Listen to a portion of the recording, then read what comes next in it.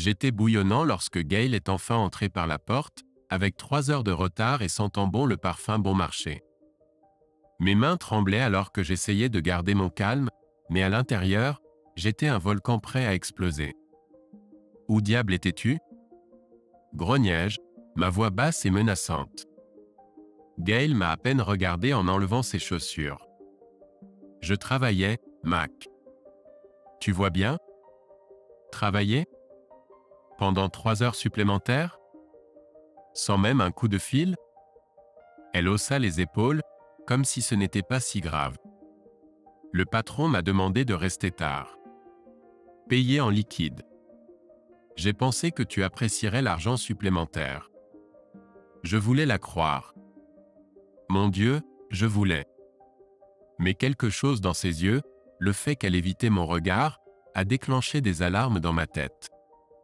Quel genre de travail paye en liquide à jeter un coup d'œil à ma montre, 2 heures du matin. Les yeux de Gail étincelèrent.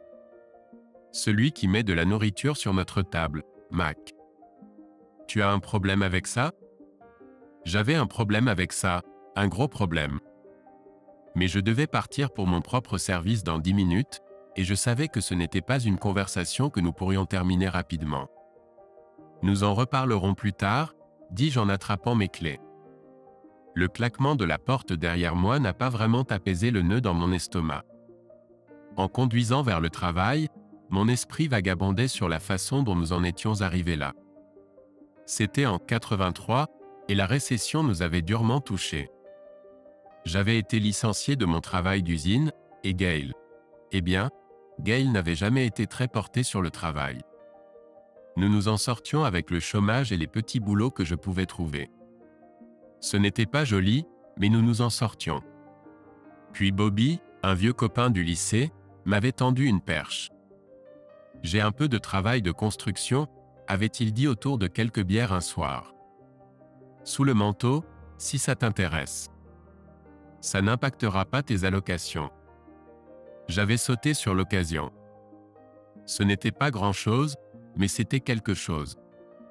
Je me souviens être rentré chez moi ce soir-là, impatient de partager la bonne nouvelle avec Gail.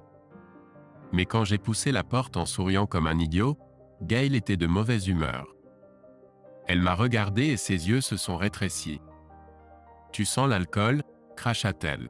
« Tu sors boire pendant que je reste à la maison à m'inquiéter de comment on va payer les factures ?» J'ai essayé d'expliquer à propos de Bobby et du travail, mais Gail n'en voulait pas. Elle était partie dans l'une de ses colères, et je savais par expérience qu'il n'y avait pas moyen de l'arrêter une fois lancée. Peut-être que si tu avais terminé le lycée, tu pourrais trouver un vrai travail, ai-je répliqué, regrettant immédiatement mes paroles. Le visage de Gail est passé du blanc au rouge. « Oh, c'est beau de ta part. Monsieur le grand diplômé. Ça nous avance à quoi maintenant, hein ?» Nous nous sommes disputés ainsi pendant un moment, ressassant de vieux arguments et rouvrant de vieilles blessures. À la fin, toute l'excitation que j'avais ressentie pour le nouveau travail s'était depuis longtemps dissipée. Cette nuit-là, allongé dans le lit avec le dos de Gail tourné vers moi, je ne pouvais m'empêcher de me demander comment nous en étions arrivés là. Nous étions heureux autrefois, n'est-ce pas? Ou était-ce juste une autre chose que la récession nous avait enlevé? J'ai dû m'endormir finalement, car la prochaine chose que je savais, mon réveil hurlait et il était temps de se rendre sur le chantier. Gail était déjà partie, probablement pour éviter une autre dispute. En travaillant aux côtés de Bobby ce jour-là, transportant du bois et suant sous le soleil d'été, j'ai essayé d'éloigner de mon esprit les pensées de Gail et de nos problèmes. Mais elles revenaient sans cesse, comme l'eau trouvant des fissures dans un barrage. « Ça va, mec ?» a demandé Bobby pendant notre pause déjeuner. « Tu as l'air à des kilomètres d'ici. » J'ai haussé les épaules, prenant une longue gorgée de ma bouteille d'eau. « Juste, tu sais. La vie. » Bobby a acquiescé, de la compréhension dans ses yeux. « Ouais, je vois ça. Les temps sont durs partout. » J'ai apprécié la sympathie de Bobby, mais je n'étais pas prêt à me confier. À la place, j'ai changé de sujet. lui demandant à propos du travail et de combien de temps il pensait que ça durerait. Les semaines suivantes ont suivi un rythme. Je travaillais avec Bobby pendant la journée, rentrais épuisé, et Gail et moi dansions autour l'un de l'autre comme des chats méfiants.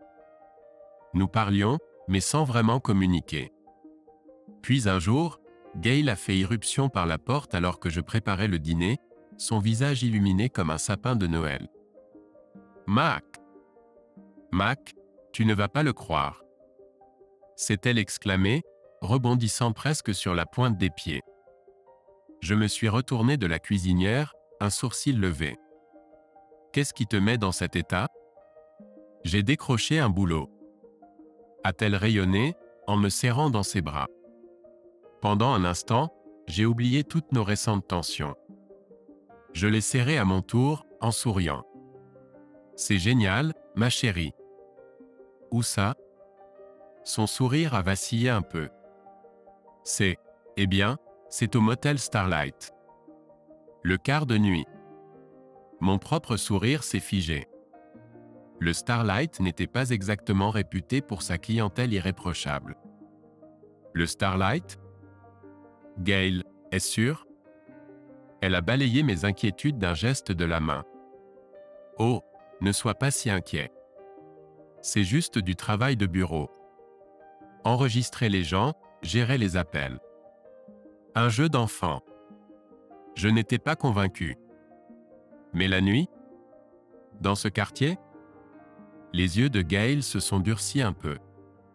Chérie, personne, et je dis bien personne, ne vient à la réception après minuit. Ça ira. Je voulais argumenter davantage, mais la détermination de sa mâchoire m'a dit que ce serait inutile.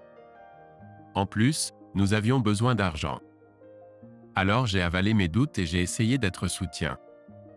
Eh bien, félicitations, alors, ai-je dit, en forçant un sourire. Quand est-ce que tu commences ? Demain soir, a-t-elle répondu, son excitation revenant. Oh Mac, ça va tout changer pour nous. Tu verras.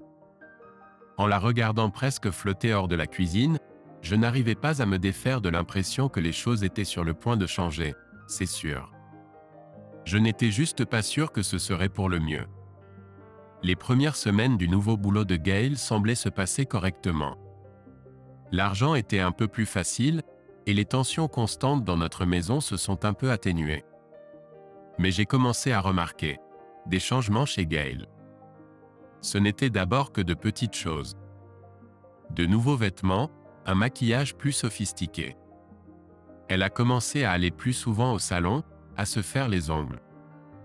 Quand je lui demandais, elle se contentait de sourire et de dire « Une fille doit être au top, n'est-ce pas ?» Mais c'était plus que ça. Il y avait une nouvelle assurance dans sa démarche, un éclat dans son regard que je n'avais jamais vu auparavant. Ça m'attirait et en même temps me mettait mal à l'aise. Une nuit, alors que nous étions allongés dans le lit, j'ai décidé d'aborder le sujet. Alors, comment se passe le boulot ? Vraiment ? Gail s'est tournée vers moi, un sourire mystérieux jouant sur ses lèvres. C'est intéressant. Je ne t'en ai jamais parlé, mais il y a beaucoup à voir à l'hôtel. Que veux-tu dire par là ? Ai-je demandé, un nœud se formant dans mon estomac. Elle s'est contentée de hausser les épaules et de se retourner. Rien, chérie. Va te coucher. Mais je n'arrivais pas à dormir. Mon esprit était en ébullition, imaginant toutes sortes de scénarios. Que voyait exactement Gail à cet hôtel ? Et pourquoi ne voulait-elle pas en parler ? Le lendemain matin, alors que Gail se préparait à partir faire des courses, j'ai remarqué qu'elle fouillait dans son sac à main. Un paquet de billets est tombé bien plus que ce qu'elle aurait dû avoir de son salaire d'hôtel. Mon cœur a failli s'arrêter en voyant cet argent. Je l'ai ramassé, essayant de garder ma voix stable. « Gail, d'où vient tout ça ?» Elle l'a repris d'un geste brusque, le fourrant dans son sac. « Des pourboires, Mac. Tu serais surpris de la générosité de certaines personnes. » Je voulais la croire. Mon Dieu, je voulais. Mais le doute lancinant dans mon ventre ne me lâchait pas. C'est beaucoup de pourboire pour une réceptionniste de nuit. Les yeux de Gail ont lancé des éclairs. Que sous-entends-tu? Je ne sous-entends rien, ai-je dit en reculant. Je suis juste surpris, c'est tout. Elle a soupiré, attrapant ses clés. Eh bien, ne le sois pas. Je t'ai dit que ce boulot changerait les choses pour nous. Peut-être devrais-tu juste être reconnaissant. La porte s'est refermée derrière elle, me laissant là, me sentant comme un idiot. Reconnaissant? Ouais, bien sûr. Plutôt suspicieux comme pas possible. Cette nuit-là, je n'ai pas pu dormir. Je me suis retourné et retourné, les paroles de Gail résonnant dans ma tête. Quand mon réveil a sonné, j'avais pris ma décision. J'allais découvrir ce qui se passait réellement à cet hôtel. J'ai appelé Bobby, lui ai dit que j'avais besoin de la nuit de congé. Il n'a pas posé de questions, s'est contenté de dire « D'accord, mec. » Tout va bien? J'espère, marmonnai-je, sans y croire une seconde. J'ai attendu que Gail parte pour son service, puis j'ai sauté dans mon camion et je me suis dirigé vers le Starlight. Mes mains transpiraient sur le volant alors que je me garais en face, hors de vue du bureau du motel. Pendant la première heure, rien ne s'est passé. Je commençais à me sentir idiot, assis là à espionner ma propre femme. Mais ensuite je l'ai vue. Gail est sortie du bureau, a regardé autour d'elle furtivement, puis a précipitamment descendu la rue. Je me suis affaissé sur mon siège lorsqu'elle est passée, mon cœur battant. Elle ne rentrait pas chez elle. Non, elle se dirigeait vers le Kitty Cat Club, un club de striptease miteux à quelques pâtés de maison. Mais qu'est-ce que c'était que ça? J'ai regardé, abasourdi, alors qu'elle disparaissait à l'intérieur. 10 minutes plus tard, elle est ressortie et est retournée au motel. Ce schéma s'est répété plusieurs fois tout au long de la nuit. J'avais la nausée. Que faisait Gail dans un club de striptease? Était-elle? Non, je ne pouvais même pas y penser. Mais les preuves étaient là, devant moi. Vers 3 heures du matin, j'ai vu le camion de Bobby se garer sur le parking du motel. Que faisait-il ici? J'ai regardé alors qu'il sortait et se dirigeait droit vers le bureau. Mon esprit était bouleversé. Bobby et Gail? Non, ça ne pouvait pas être. Bobby était mon ami.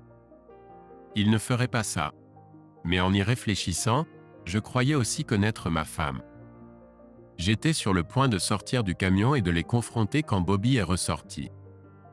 Il a regardé autour de lui, a repéré mon camion et s'est approché. J'ai baissé la vitre, la bouche sèche. Bobby? Que fais-tu ici? Il s'est penché, le visage grave. Je pourrais te poser la même question, Mac. Mais je pense que nous savons tous les deux pourquoi nous sommes ici. J'ai hoché la tête, ne me faisant pas confiance pour parler. Bobby a soupiré. Elle est danseuse, Mac. Son nom de scène est Désirée, et elle est plutôt douée. Le monde semblait basculer sur son axe.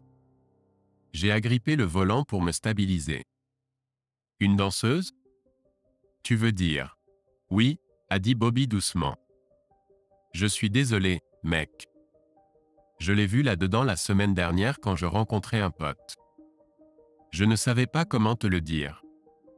J'avais l'impression que j'allais être malade. Est-ce que tout le monde est au courant? Suis-je le dernier à l'apprendre? Bobby secoua la tête. Je ne pense pas. Regarde, Mac, qu'est-ce que tu vas faire? Je suis resté là un long moment, essayant de tout assimiler. Ma femme se déshabillait dans un club miteux. Et qui sait ce qu'elle pourrait faire d'autre pour de l'argent? Je ne sais pas, Bobby, ai-je finalement dit. Je ne sais honnêtement pas. Bobby a posé une main sur mon épaule. Quoi que tu décides, je suis là pour toi, mec. Si tu as besoin de quelque chose, tu n'as qu'à demander. J'ai acquiescé, reconnaissant de son soutien. Merci. Je pense que je dois rentrer chez moi et réfléchir. Le trajet du retour était flou. Mon esprit était en ébullition, rejouant chaque conversation, chaque dispute, chaque moment suspect des derniers mois. Je n'ai pas confronté Gail quand elle est rentrée ce matin-là. Je ne pouvais pas lui faire face, je ne supportais pas l'idée d'entendre les mensonges ou les excuses qu'elle pourrait inventer. Au lieu de cela, j'ai fait semblant de dormir, écoutant ses déplacements dans la maison. Pendant les jours suivants, j'ai suivi le mouvement de notre vie ensemble, tout en ayant l'impression de vivre avec une étrangère. Gail a dû sentir que quelque chose n'allait pas, mais elle n'a pas insisté. Peut-être qu'elle avait peur de ce que je pourrais savoir. Je savais que je devais agir, mais j'étais paralysé. Une partie de moi voulait attraper Chad et juste partir, laisser tout ce désordre derrière. Une autre partie voulait confronter Gail, crier et exiger des réponses. Mais la partie rationnelle de mon cerveau savait que j'avais besoin de plus d'informations avant de prendre des décisions. C'est ainsi que je me suis retrouvé assis en face d'un enquêteur de l'État, lui racontant tout ce que j'avais vu et soupçonné. L'homme écoutait patiemment, prenant des notes et acquiesçant. Quand j'ai fini, il s'est adossé à sa chaise, me fixant avec un regard compatissant. Nous surveillons ce motel et le club depuis un moment. Soupçon de réseau de prostitution. Vos informations pourraient être très utiles. J'ai ressenti un mélange de soulagement et de crainte. Alors, que se passe-t-il maintenant? Le visage de l'enquêteur est devenu sérieux. Maintenant, nous enquêtons. Construisons notre dossier. Et c'est la fin de ton implication. Désolé, mon gars. Il est clair que tu l'aimais. J'ai acquiescé, me sentant engourdi. Oui, je l'aimais. Je l'aime. Je ne sais juste plus qui elle est désormais. En quittant le bureau, j'avais l'impression de marcher dans le brouillard. Mon monde avait été bouleversé, et je ne savais pas comment le remettre à l'endroit. Le mois suivant fut un enfer. Je faisais semblant au travail, à peine capable de me concentrer. À la maison, la tension entre Gail et moi était si palpable qu'on aurait pu la couper au couteau. Elle savait que quelque chose n'allait pas, mais elle n'a jamais demandé. Peut-être avait-elle peur de la réponse. Puis vint la nuit du raid. J'étais à la maison avec Chad quand le téléphone a sonné. C'était Bobby. Mac, allume la télé, lui dit-il d'une voix pressante. Ils sont en train de perquisitionner le Starlight et le Kitty Cat en ce moment. J'ai allumé la télé, et là, c'était le choc. Des gyrophares, des flics partout. Et là, menotté, c'était Gail.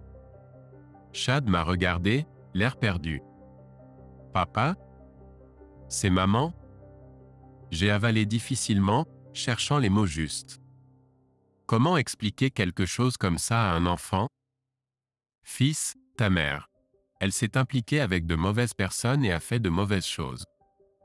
Maintenant, elle ne veut plus vivre avec nous, donc nous sommes seuls. C'était un mensonge, bien sûr. Je ne savais pas si Gail voulait vivre avec nous ou non. Mais à ce moment-là, c'était le mieux que je pouvais faire pour protéger mon garçon de la dure réalité de ce qui se passait. Les semaines suivantes ont été un tourbillon d'interrogatoires de police, de réunions avec des avocats et de nuits blanches. J'ai entamé une procédure de divorce presque immédiatement, déterminé à obtenir la garde exclusive de Chad. Gail ne me l'a pas facilité. Notre première réunion avec les avocats était tendue, pour le moins que l'on puisse dire. Gail est entrée comme si elle possédait l'endroit, toute fausse bravoure et défiance. Mais je pouvais voir la peur dans ses yeux. « Tu n'es pas obligé de faire ça, Mac, » dit-elle d'une voix basse. « On peut arranger les choses. » J'ai secoué la tête, la mâchoire serrée. « Il n'y a rien à arranger, Gail. C'est fini. » Ses yeux ont étincelé. « Tu ne peux pas m'arracher mon fils. » C'est là que j'ai craqué. « Ton fils? Celui que tu abandonnais chaque nuit pour aller danser pour des inconnus? Celui que tu mettais en danger avec tes activités? » Gail tressaillit comme si je l'avais giflé. « Bien. Je me suis penché tout près, ma voix à peine au-dessus d'un chuchotement. Si tu te battes contre ça, Gail, beaucoup de sales secrets vont éclater que tu ne penses pas que je connais. Quand j'aurai fini, n'importe quel juge saint d'esprit me donnera une ordonnance restrictive t'empêchant de voir ton fils. J'ai vu la combativité la quitter.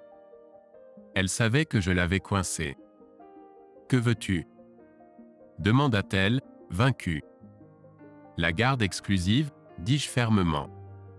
Tu auras des visites surveillées, quand je le déciderai. Et tu restes loin de nous sinon. Elle hocha lentement la tête, les larmes aux yeux. Pendant un instant, j'ai presque eu de la peine pour elle. Presque. Les procédures de divorce ont été heureusement rapides après cela. Gail n'a rien contesté, espérant probablement éviter un procès désordonné qui aurait étalé tous ses secrets.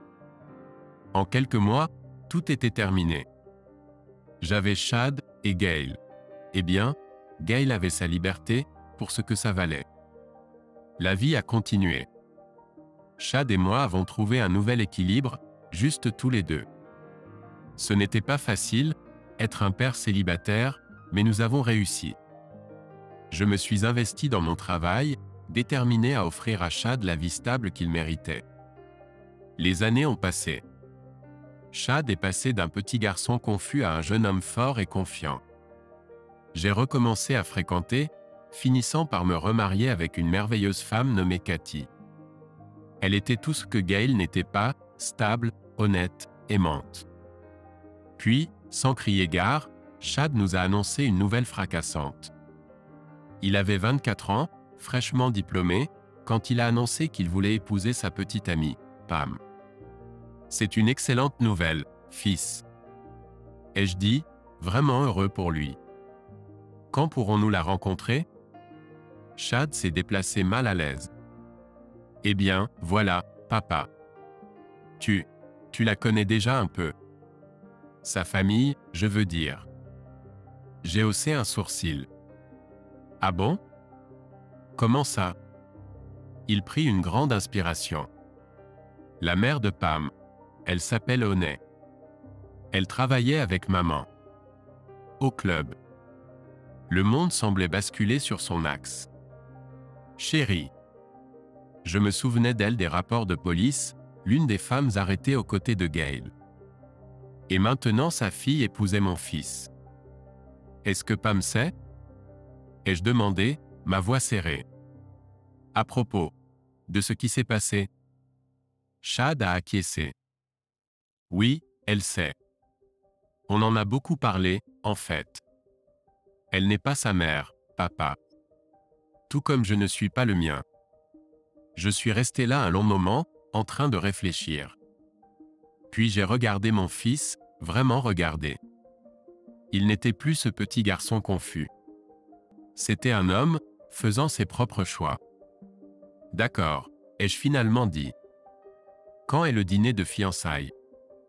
Le dîner était intéressant, pour le moins qu'on puisse dire.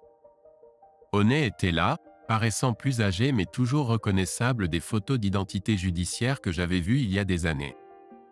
Elle semblait vraiment heureuse pour Pam et Chad, et je devais admettre que Pam était une fille adorable.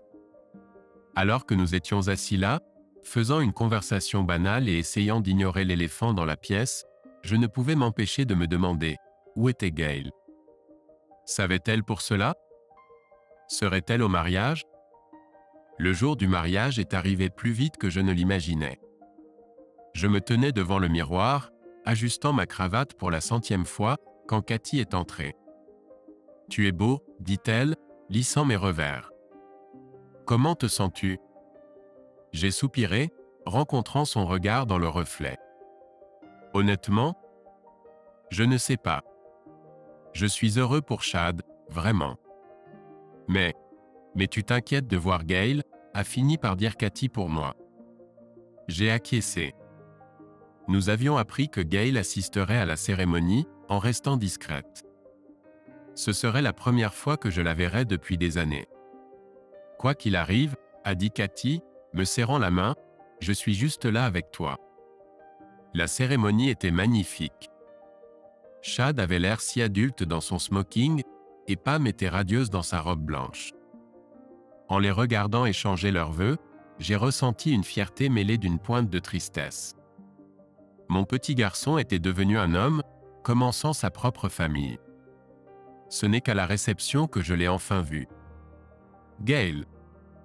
Elle se tenait à l'écart, tenant un verre de champagne, paraissant plus âgée. Fatiguée. Ses yeux croisèrent les miens à travers la pièce, et pendant un instant, c'était comme si aucun temps ne s'était écoulé. Je me suis excusé de la conversation à laquelle je prêtais à moitié attention et je me suis dirigé vers elle. De près, je pouvais voir les années marquées sur son visage, le poids des regrets dans ses yeux. « Bonjour, Mac », dit-elle doucement. « C'est agréable de te voir. » J'ai hoché la tête, ne me sentant pas encore capable de parler. Nous sommes restés là dans un silence gênant un moment avant que Gail ne parle à nouveau. « Chad a l'air si beau. Tu as fait du bon travail avec lui. »« Merci », ai-je réussi à dire. « C'est un bon garçon. Enfin, un bonhomme. » « Il est un bonhomme. » Gail a acquiescé, les yeux embués. « Je sais que je n'ai pas le droit de demander, mais est-ce que tu crois qu'on pourrait parler ? En privé ? Il y a des choses que je dois dire. » Une partie de moi voulait refuser, partir et laisser le passé derrière. Mais une autre partie, une partie que je pensais avoir enterrée il y a longtemps, était curieuse. Après toutes ces années, que pouvait bien avoir à dire Gail ? « D'accord, ai-je finalement dit. Mais fais vite. Je ne veux pas manquer trop de la réception. » Nous avons trouvé un coin tranquille du jardin à l'extérieur de la salle de réception. Gail s'est assise sur un banc, et je me suis appuyé contre un arbre, gardant mes distances. « Je te dois une explication », a commencé Gail, sa voix tremblante. « Je sais que c'est des années trop tard, mais j'ai besoin que tu comprennes pourquoi j'ai fait ce que j'ai fait. » J'ai croisé les bras, me préparant mentalement. « D'accord. J'écoute. » Gail prit une profonde inspiration. « Je l'ai fait pour l'argent, Mac. Nous avions vécu dans la pauvreté et la lutte toute notre vie. Tout à coup, j'ai eu l'opportunité de gagner de l'argent réel. Au début, c'était juste de la danse. Mais ensuite, elle s'est interrompue, et j'ai senti un mélange de colère et de pitié monter dans ma poitrine. Ensuite quoi, Gail ? Que s'est-il passé ? Ensuite, je suis devenu cupide, a-t-elle admis, sa voix à peine plus haute qu'un chuchotement. L'argent était bon, et moi, j'aimais l'attention. Le pouvoir. Je me disais que c'était pour nous, pour Chad, mais c'était un mensonge. Je l'ai fait pour moi. J'ai écouté alors qu'elle déversait son histoire. Comment elle avait été contrainte au début, mais avait ensuite continué volontairement.